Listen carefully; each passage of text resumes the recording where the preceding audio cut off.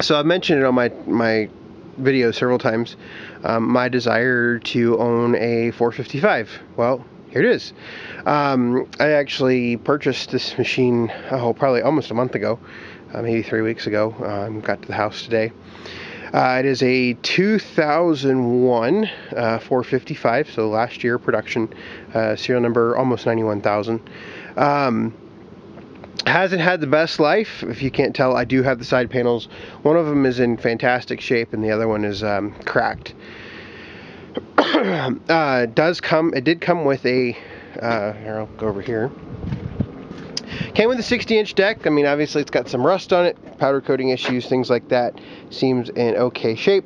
And it also came with this modified 54-inch, and I guess it was a patio blade at one time.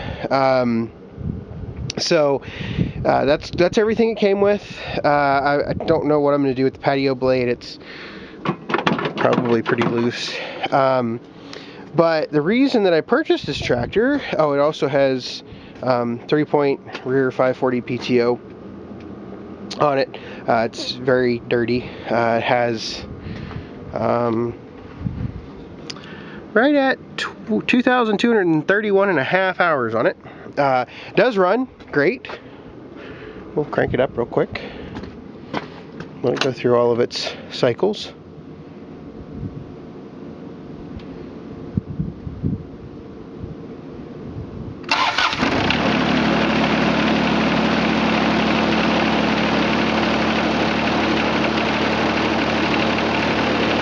But here's the problem.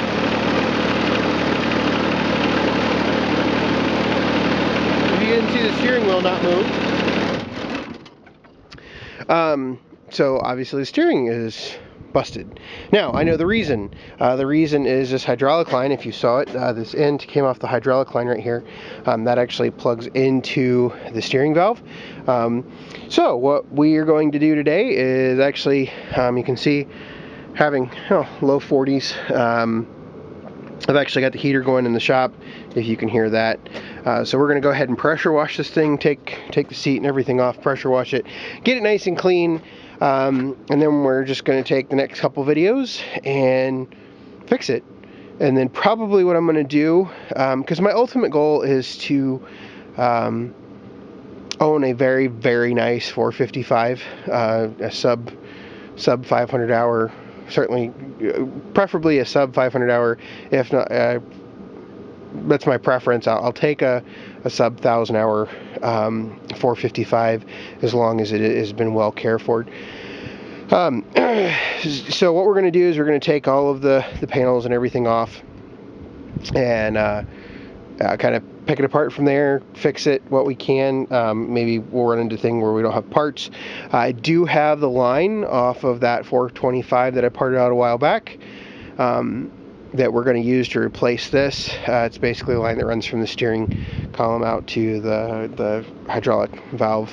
So should be a little fun project. I'm pretty excited about it. And my ultimate goal for this machine is I'll probably, once I get it all fixed, I'm not going to do anything.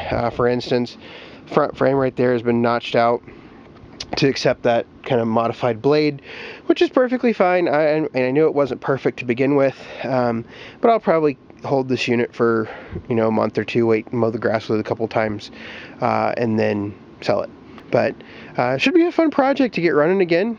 Certainly a learning experience. Glad that I had the 425 a couple months ago. That certainly was very helpful, or should be very helpful in this situation. So we'll get it cleaned up and we'll come back, and after we get it cleaned up, we'll talk about some of the things we found. As we're cleaning it up, we'll get the deck all cleaned up. We'll change the gearbox oil, stuff like that. Get the underside of the deck all cleaned up. Hopefully we can get all that done before it gets dark. So and get that way we can get it in the shop and get some air on it and get it drying out. So tomorrow will be a good day to work on it in the shop because we're supposed to get about 40-mile-an-hour winds here, so nobody's going to want to be outside in that kind of weather. So here we go on a 455 project. So the 455 is all cleaned up. Spent a couple hours pressure washing it, taking it all apart. We didn't take the fender deck off. or the footrest off. We did take the back part of the fender deck off. So we've already run it. Make sure no water got in the electrical connections or anything like that. We cleaned. Remember how dirty all this back here was? Well, that's all much cleaner now. And then also we cleaned underneath the gas tank. So all that is nice and clean now. So I'm gonna leave that up so that'll dry. So like I said, we just got done running it for probably about 5-10 minutes. And we'll go ahead and change the oil filter and the oil. So I already got it labeled plus 52. We're going to use the plus 52 oil, 15W40. And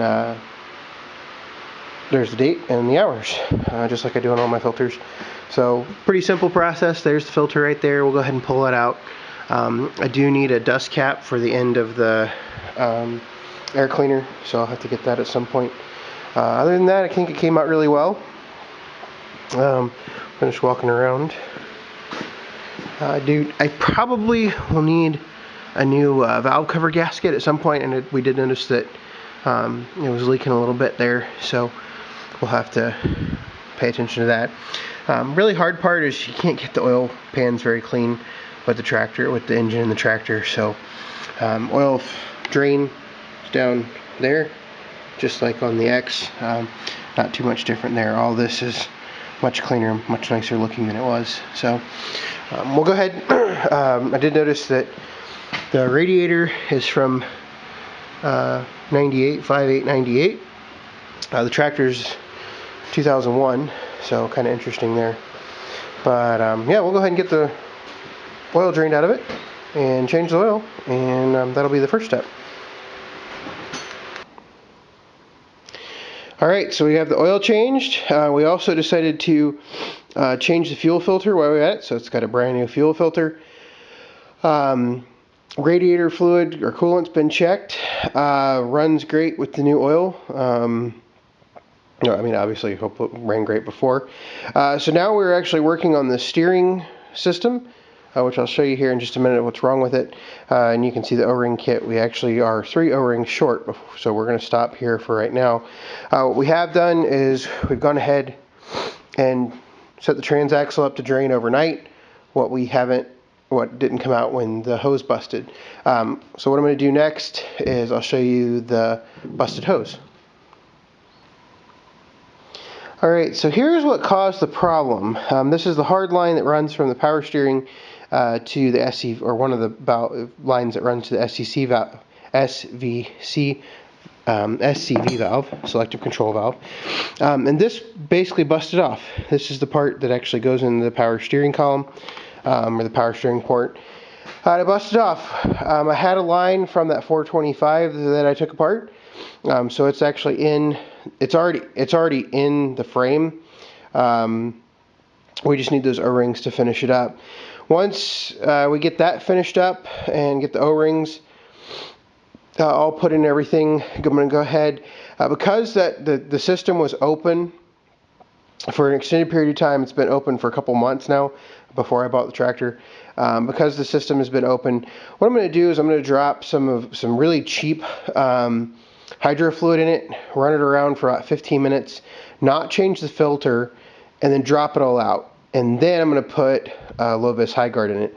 I actually went to the Deere dealer today and picked up quite a bit of fluid. Picked up some break-in oil for the 4066, some plus 52 15W40 diesel engine oil, and then 2 5-gallon buckets of Lovis High Guard. So I bought the Lovis High Guard and 5-gallon buckets because I'm coming up on at 100 hours. I'm going to drop the transmission or the hydraulic oil in the 4066, and I will go ahead and I'll need about 12 gallons to do this. And what I can do is, depending on your dealer, you can get bulk fluid. If you have a 5-gallon bucket, they'll fill it up for bulk price. So I've just been buying 5-gallon buckets of High Guard and Lovis because I have different applications for for both. The high guard is I used for the tiller, that 42 tiller that I have. And then the low vis is for a lot of my other machines. So also I'll use the low vis for the 318. So and the brake-in oil, as I stated. So that's about it for this video. The 455 project is coming right along. I don't think it'll be too long, and we'll have it up and running and mowing. And like I said earlier in the video, mow with it for a while, and then send it on down the road. Like I said, it runs really good. I think I started it earlier in the video. Runs really good. Hopefully drives fine. Haven't driven it, but it's a nice machine. It's got its little flaws. I mean, any machine that's 17 years, 18 years old, 17 years old, and has excess of 2,000 hours on it, it's going to have some flaws. So in the end, it's a nice starter machine for me for a 455. Hopefully I can get a nicer one sometime in the future, but this gives me a good idea of what I want. So after we get the tractor running, we're going to go ahead. Today we did clean up the deck. I need a new bushing for the tension, probably need a new belt. I'll go ahead and do that. Inspect the drive shaft. I'll change the fluid in the gearbox. A couple other things. Blades or gator blades, they look fine. Don't think there's a real big problem there. These 60 decks are just so heavy. This deck's not in fantastic shape, but it is what it is in this case. So I'm going to use it and either like it or don't. I have mowed with some of these in the past, and I really the architecture of these decks did not change much between the 430 and the 4-5 tractors. So I've had one of these 60-inch decks before. I always think they cut really nice. They're just heavy, and they're not easy to get out from underneath the tractor. So anyway, that's it for this video. Thanks for watching. Hopefully it's not too long, and there'll be more updates for this tractor in the future.